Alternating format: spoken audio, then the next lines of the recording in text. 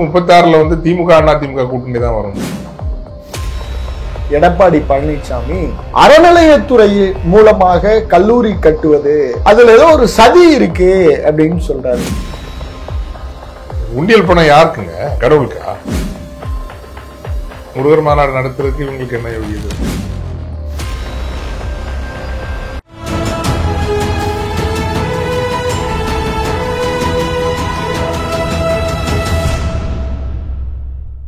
தமிழ் நிறம் நேயர்களுக்கு அன்பு வணக்கம். மீண்டும் உங்களை சந்திப்பதில் மிகுந்த மகிழ்ச்சி. இன்றைக்கு நம்மிடையே ஃபாதர் ஜெகத்கஸ்பர் அவர்கள் இணைந்திருக்கிறார். வாருங்கள் நேயர்களே, ஃபாதர்கிட்ட பேசலாம். வணக்கம் ஃபாதர். வணக்கம் ஃபாதர், நீங்க தொடர்ந்து தமிழக அரசியல்ல அதிமுகவுடைய இருப்பினுடைய முக்கியத்துவத்தை நீங்க தொடர்ந்து வலியுறுத்திட்டு வரீங்க. ஆனால் அண்மையில் பேசியிருக்கிற எதிர்க்கட்சி தலைவர் எடப்பாடி பழனிசாமி அறநிலையத்துறை மூலமாக கல்லூரி கட்டுவது அப்படிங்கிறது அதுல ஏதோ ஒரு சதி இருக்கு அப்படின்னு சொல்றாரு. கிட்டத்தட்ட ஒரு RSSின் குரலாக எடப்பாடி அவருடைய குரலை பார்க்க முடிகிறது. இதை பத்தி உங்களுடைய பார்வை ஃபாதர்? இதைவிட அபத்தமான ஒரு நிலைப்பாடு இருக்க முடியாது.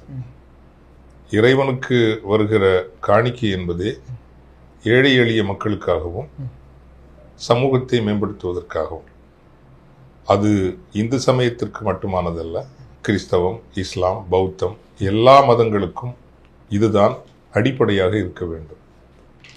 காரணம், இறைவன் எதுவும் இல்லாதவன் அல்ல. இந்த உலகம் அகிலம் முழுவதுமே அவனுக்கு உரியது. அவருக்கு நாம் செய்கின்ற காணிக்கை என்பது நமது அன்பின் வெளிப்பாடாக இருக்கலாம். அதில் எதையும் அவர் எடுத்துக்கொள்ள வேண்டிய அவசியம் அவருக்கு இல்லை. ஆனால் அவருடைய பிள்ளைகளுக்கு அவசியம் இருக்கிறது, தேவைகள் இருக்கிறது, சவால்கள் இருக்கிறது. எனவேதான் நமக்கு முன் சென்றவர்கள் அரசியல்கள் செய்வதற்காக திருக்கோயில் வருவாயை பயன்படுத்தி இருக்கிறார்கள். நீங்க நமது மூதாதையர்களின் இந்த திருக்கோயில்களை எடுத்துக்கொண்டால் அன்னசத்திரம் இருக்கும். அதனுடைய அடிப்படையில் தான் பாரதியே சொன்னார், அன்னசத்திரம் 1000 கட்டல், ஆலயம் 10,000 நட்டல், அன்னையாவினும் கோடி புண்ணியம், ஆங்கோர் ஏழைக்கு எழுத்து அறிவித்தல். இப்போ அன்னசத்திரம் கட்டுவது அரசியல். ஆனால் அரசியல்களிலெல்லாம் பெரிய அரசியல் என்பது ஆங்கோர் ஏழைக்கு எழுத்தறிவிக்கும் கல்வி சாலைகள் அமைப்பது. ஆக திருக்கோயில்களை சுற்றி நீர் நிலைகள், குளங்கள், சத்திரங்கள், அன்னசத்திரங்கள், அறிவிக்கும் அறிவு சொல்லும் கூடங்கள் அமைந்ததை நாம் பார்க்கின்றோம். இன்று தமிழக அரசு செய்து வருவது என்பது மிகப்பெரிய ஒரு அரசியல். உண்மையில் இந்து சமய அறநிலையத்துறைக்கு அவர்கள் இதயம் கொடுத்திருக்கிறார்கள். நானே நம்ம சர்ச்சிலே திட்டுறது உண்டு, நம்ம ஆளுங்களுக்கு பெரிய ரொம்ப மோசம், எல்லா மதத்துக்குள்ள ரொம்ப மோசம். கோயில் கட்டுறதுக்குன்னு காசு கேளுங்க, அள்ளி கொடுப்பாங்க. கோயிலில் திருவிழா நடத்துறதுக்காக நீங்கள் காசு கேளுங்க, தயக்கமே இல்லாமல் தாராளமாக கொடுப்பாங்க. அதே நேரம் வந்து நீங்கள் ஒரு அறிவுச்சாலை உருவாக்க வேண்டும், ஆசிரியர்களினுடைய ஊதியத்தை உயர்த்துவதற்கு ஒரு நிதி திரட்ட வேண்டும், அது போன்ற பணிகளுக்கு அல்லது சமூக நற்பணிகளுக்கு என்று பணம் கேளுங்க, கொடுக்க மாட்டாங்க. அது கொடுக்க மாட்டாங்கல்ல, அதுக்குன்னா ஆயிரங்களில் வரும், இதுக்குன்னா 100, 500 இப்படி தான் வரும். ஒரு சிலர் நல்லா செய்வாங்க. மக்களுக்கும் நம்ம எடுத்து சொல்லணும். காரணம், அதாவது நான் பல மேடைகள் இதை சொல்லியிருக்கிறேன். நமது காணிக்கைகளால் இறைவன் மகிழ்ச்சி அடைகிறான் என்றால் அவர் ஒரு அரசியல்வாதி, அவரும் ஒரு கார்பரேட் பேர்வழி இல்லையா? அவரு அப்படின்னு பார்த்தா தப்பா எடுத்துக்கூடாது. அன்பார்ச்சுனேட்லி அவர் அண்டர்ஸ்டாண்டிங் வெரி டிரான்சாக்ஷனல். இறைவனுக்கு நம்ம இதை பண்ணா அவர் நமக்கு இதை பண்ணுவார். நம்ம அரசியல் சீரழிஞ்சு போறதுக்கும் இந்த டிரான்சாக்ஷனல் ரிலேஷன்ஷிப் வித் காட் அப்படிங்கிற நம்ம வந்து அது அல்ல. அது இயேசுபெருமானாக இருக்கட்டும், முகமது நபியவர்களாக இருக்கட்டும், அல்லது சைவ பெரியோர்களாக இருக்கட்டும், டீப்லி கான்டெம்ப்ளேட்டிவ் ஒரு பர்சனல் ரிலேஷன்ஷிப் வித் காட் தான் அவங்க சொன்னாங்க இல்லையா? எனக்குள்ளே நீ இருக்க, உனக்குள்ளே நான் இருக்க, மனக்கவலை தீர வரமருள்வாய் பூரணமே, நானே நீ நீயே நான், நாம் இரண்டும் ஒன்றானால் தேனின் சுவையது போல் தவிட்டாய். அந்த எல்லா மதங்களுமே ஒரு தனிப்பட்ட உறவு இறைவனோடு கொள்வது. திருக்கோயில் உள்ளம், திருக்கோயில் உன்னுடம்பு ஆலயம். உள்ளம்தான் கோயில். சமூகம் ஒன்று கூடி வருவதற்கு ஒரு இடம், ஒன்று கூடி வந்து இறைவனை தொழுவதற்கும், அந்த சமூகத்தில் எல்லோரும் இறைவனுடைய பிள்ளைகளாக இருக்கிறார்கள், உணர்வுகிறார்கள் என்பதை வெளிப்படுத்துவதற்கும் தான் கோயில்களை தவிர சடங்கு சம்பிரதாயங்கள் அது வந்து ஃபாதருங்களுக்கும் பிஷப்புங்களுக்கும் பூஜாரிங்களுக்கும் உங்களுக்கு கிடையாது. Without community what is a priest? ஒரு கம்யூனிட்டி இல்லாம என்னங்க பிரீஸ்ட்? சில சடங்குகள் அந்தந்த இதுக்கு நமக்கு தேவைதான், சடங்குகள் இல்லைன்னு தேவையில்லை. அதனால கல்வி என்பதும் தமிழ் சமூகம் எவ்வளவு பெரிய சமூகம், கல்வியை போற்றிய சமூகம். இன்னைக்கு நேற்றுக்கு கீழடியில் எங்க பார்த்தாலும் பானையில் இதுல எல்லாம் எழுத்து வடிவமா இருக்கு. அப்படின்னா எல்லாரும் கல்வியை போற்றி இருக்காங்க இல்லையா? நீங்க திருக்குறளே என்ன, கேடில் விழிச்செல்வம், எந்த தீயிலையும் அதுலயும் அழிஞ்சு போகாது. நீங்க உள்ள அறிவுங்கிறது அறிவை போற்றி இருக்குது இந்த சமூகம். செல்வத்துள் செல்வம், அறிவுடையோர் உரையை கேட்பது, அந்த அறிவு பகிர்தலை கேட்பது எல்லா செல்வங்களுக்குள்ளும் செல்வம். அது மாதிரி நீங்க உயர் பதவியில் ஆட்சியில் அமர வேண்டும் என்றால் மூத்தவன் நீ கன்சிடர் பண்ணாதீங்க. அந்த 5 பிள்ளைங்க இருக்குன்னா 5ல் எவன் அறிவில் சிறந்தவன், கல்வியில் சிறந்தவன், கற்றவருக்கு சென்ற இடமெல்லாம் சிறப்பு, பிச்சை புகினும் கற்கை நன்றி நன்றி. இவ்வளவு கல்வியை போற்றின ஒரு சமூகத்துக்கு இன்னைக்கும் உலக அளவில் நம்ம மதிக்கப்படுறோம்னா எதுக்காக மதிக்கப்படுறோம்? கல்வி. உண்மையில ஆக்சிடென்ட் எல்லாம் தெரியாம அரங்கநாயகங்கிற ஒரு அமைச்சர் பொறியியல் கல்லூரிகளையும் உயர்கல்வியையும் அவர் தாராளப்படுத்தி விட்டார், லிபரலைஸ் பண்ணார். உண்மையிலே நாம் கடமைப்பட்டிருப்பது இதே அதிமுகவினுடைய முன்னாள் அமைச்சர் மாண்புமிகு அரங்கநாயகம் அவர் கல்வி அமைச்சராக இருந்தபோது தான் அவருக்கு கொஞ்சம் மடை திறந்து விட்டாரு. இன்னைக்கு எங்க பார்த்தாலும் என்ஜினியர்ஸ், தகுதியா தரமா இருக்காங்களாங்கிறது வேற விஷயம், பட் எங்க பார்த்தாலும் நம்ம என்ஜினியர்ஸ் இருக்காங்கல்ல. அந்த திருப்பணியில் இந்து சமய அறநிலையத்துறையும் இணைகிறது என்பது ஒவ்வொரு இந்து சகோதர சகோதரியும் பெருமைப்பட வேண்டிய ஒரு விஷயம். உண்மையிலே பெருமைப்படணும். அதை பார்த்து இவர் இப்படி சொல்றாரு, ரொம்ப ரொம்ப அபத்தமானது. இது மாதிரி அபத்தம் வேற இருக்க முடியும். இல்ல இத ஏதோ யாரையோ மகிழ்விப்பதற்காக இப்படி பேசுறாரா? இல்ல இது ஒரு அதிமுகவினுடைய குரலா இதை நம்ம எடுத்துக்க முடியுமா? ஆமாமா, அவங்க தான் அந்த இவங்க மாஸ்டர்ஸ் தான், ஹிஸ் மாஸ்டர்ஸ் வாய்ஸா என்னன்னு தெரியல. அவங்களுக்கு தான் எல்லாரும் படிக்கிறது பிடிக்காதுல்ல. அவங்களுக்கு மேக்ஸிமம் நீ ஸ்கில் டெவலப்மெண்ட் படிச்சுக்க, அல்லது நீ ட்ரெடிஷன், நீ பனையேறு பரம்பரையா பனையேறிக்க, பொற்கொள்ளரா நீ பொற்கொள்ளரா இருந்துக்க, நாங்க எப்பவுமே மேல இருந்துக்கிறோம் அப்படிங்கிற ஒரு புரிதல் அவங்களுக்கு இருக்கு இல்லையா? அதனுடைய வெளிப்பாடாத்தான் இதை நம்ம பார்க்க முடியுமே தவிர வேற எப்படி பார்க்கறது? இதுல என்ன சதி இருக்க முடியுங்க? அந்த பணம் எப்படி போகுது அதுக்கு மறுப்பு தெரிவித்த இப்ப சமீபத்துல ஒரு மணி நேரத்துக்கு முன்னாடி அதுக்கு மறுப்பும் தெரிவிச்சிருக்கிறார். அதுல என்ன குறிப்பிடுறாருன்னா, உயர்கல்வி மூலமாக இல்ல அரசின் மூலமாக நேரடியா செயல்படுறப்ப மாணவர்களுக்கு நிதி நிறைய கிடைக்கும், அறநிலைத்துறையிலிருந்து செயல்படுறப்ப அந்த அளவுக்கு நிதி கிடைக்காது. அது இந்த எதிர்வினைகளை பார்த்து கொஞ்சம் பயந்து சமாளிக்க புறப்பட்டிருப்பாரு இல்லையா? ஏன் எடுத்து கொடுங்க, பிள்ளைங்களுக்கு கொடுங்க. உண்டியல் பணம் யாருக்குங்க? கடவுளுக்கா? உண்டியல் பணம் கடவுளுக்கு கிடையாது. உண்டியல் பணம் மனிதர்களுக்கு, அதிலும் யார் யாருக்கெல்லாம் இயலாதவர்களாக ஏழைகளாக இருக்கிறார்களோ அவர்களுக்கு தான் அது அற உரிமை அப்படின்னு அருணகிரிநாதர் சுவாமி சொல்வார்கள், நொய்யிற் பிளவிளவேனும் வரிஞருக்கு பகிர்மின் வையர் கதிர்வேலனின் வாயில் திறக்கும். கதிர்வேலன் வாயில் திறக்கணும்னா இந்த உலகத்தில் நீங்க அறப்பணிகள் செய்யுங்க. பைபிள்ல ஒரு ஏழைக்கு இறங்குகிறவன் இறைவனுக்கு கடன் கொடுக்கிறான், அந்த கடனை அவன் தலைமுறைகளுக்கு அவர் பன்மடங்காக தருவார். இஸ்லாமிய சகோதரர்கள் 2 முறை வச்சிருக்காங்க. ஒன்று ஜகாத்துன்னு ஒன்று வச்சிருக்காங்க. வருமானத்தில் இத்தனை பெர்சன்டேஜ் நீங்க கொடுத்தாகணும், அது கட்டாயம். இயலாதவர்கள், வறுமையுற்றவர்கள், உடல் மாற்றுத்திறன் உடையவர்கள், அதெல்லாம் இறைவனின் சார்பாக நம்ம தானே செய்யணும். இறைவன் நேரடியாக இங்கே வர முடியும் இறங்கி.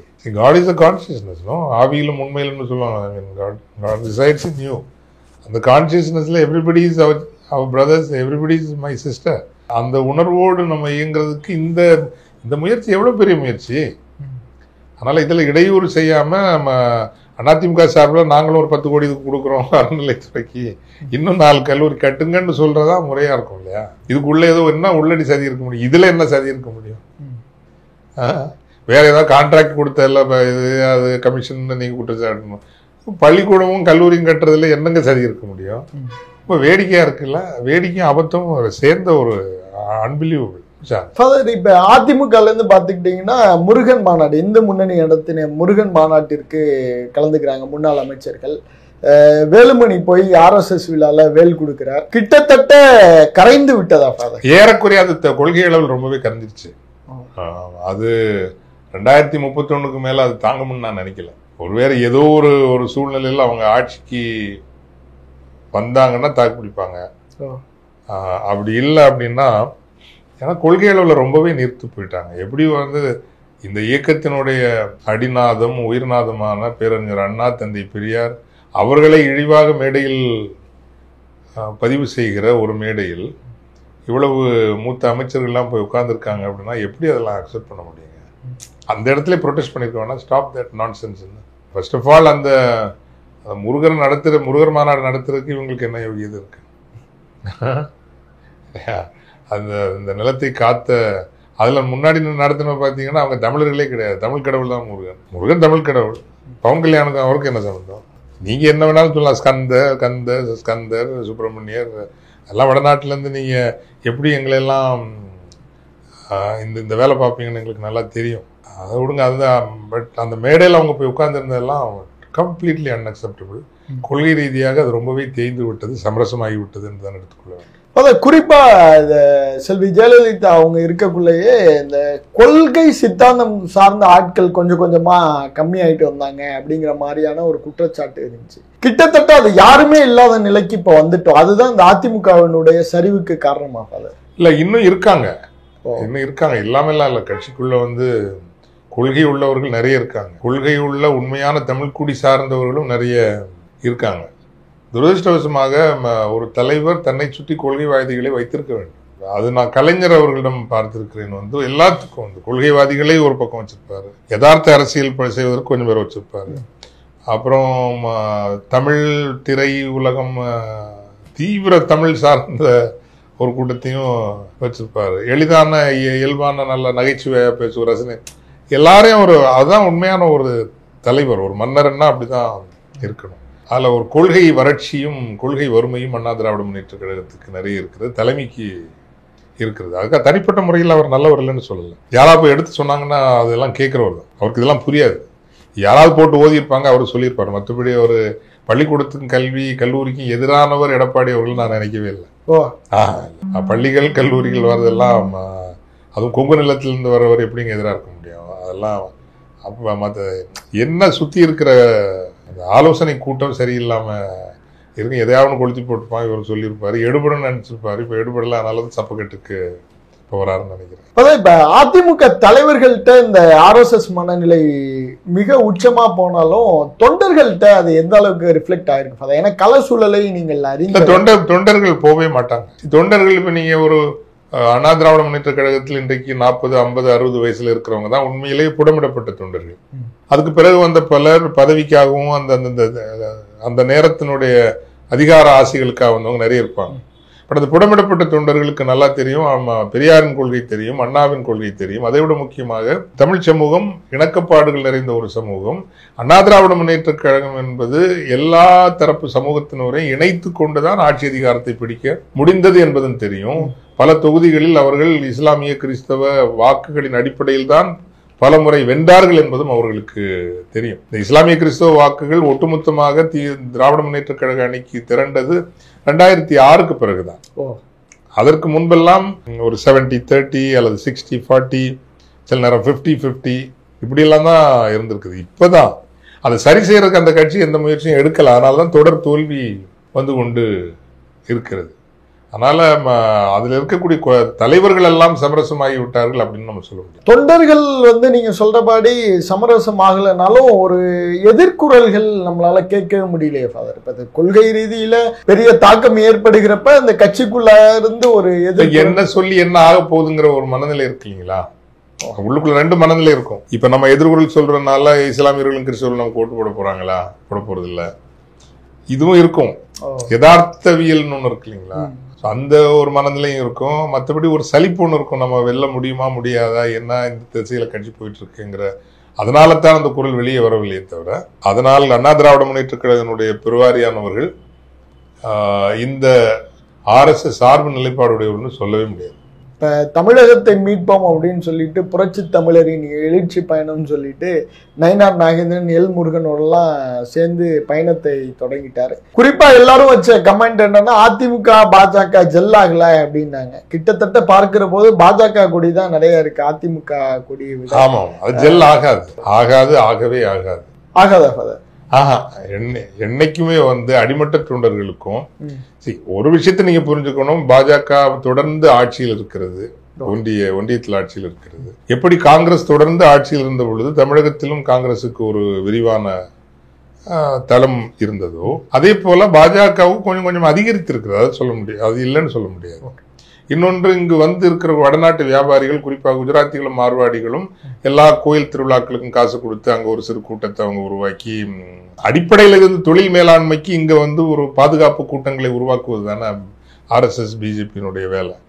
இது மூணாவது, இப்போ அளவற்ற படம் அவர்களுக்கு இருப்பதால் நிறைய சமூக பணிகள், அங்க அமைப்பு பணிகள் இதெல்லாம் நிறைய செய்யறதுனால ஆதரவு தளம் என்பது விரிவுபட்டிருக்கிறது. இதில் மாற்றுக்கிறதுக்கு இடமே இல்லை. எனவே ஒரு இடத்தில் 1000 கொடிகள் நட வேண்டும். ஒரு தலைவர் வந்து இறங்குகிற போது அங்கு குரல் எழுப்புவதற்கு அதெல்லாம் இன்னைக்கு அந்த ஆற்றெல்லாம் அவங்களுக்கு வந்திருக்கு. ஆனால் அண்ணா திராவிட முன்னேற்ற கழகத்தினுடைய தொண்டர்களை, ஆதரவாளர்களை அது தன்பால் ஈர்த்து கொண்டதானால் இல்லை.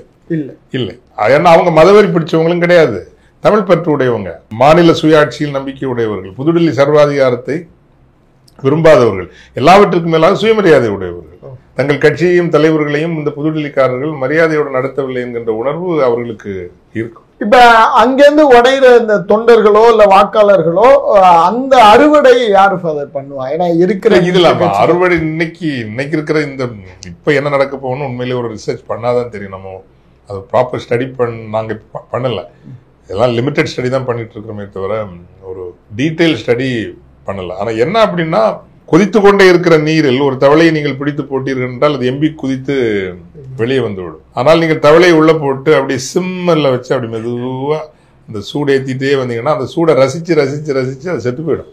அதிமுகவுடைய கதையை அப்படிதான் முடியுமோன்னு பயமா இருக்குது. அந்த கொள்கை தெளிவும் கூர்மையும் அது தொடர்பான தொடர் பரப்புரைகளும் போராட்டங்களும் இல்லாததால் இந்த சமரசம் என்பது கொஞ்சம் கொஞ்சமா அப்படியே அது படிஞ்சு தலைவர்கள் எல்லாம் பிஜேபியோட சமரசம் ஆயிடுவாங்க. தொண்டர்களுக்கு, இடைநிலை தலைவர்களுக்கு நம்பிக்கை போயிடும். அதுலயும் பாதி பேர் அந்த தேவைக்காக அவங்க பிஜேபி பக்கம் எதிர்காலத்தில் போய் சேரக்கூடும். கட்சிக்கான அடிமரத்தில் கோடாரி வைக்கிறார்கள். அப்படி இந்த கூட்டு என்பது அடிமரத்தில் கோடாரி. அப்ப கிட்டத்தட்ட நீங்க சொன்ன மாதிரி அதிகபட்சம் நம்முடைய எதிர்பார்ப்பு 2031 வரையும். ஆமா, அதிமுக. ஆமா, என்ன மற்றபடி என் கணக்கு 36ல வந்து திமுக அதிமுக கூட்டணி தான் வரும்.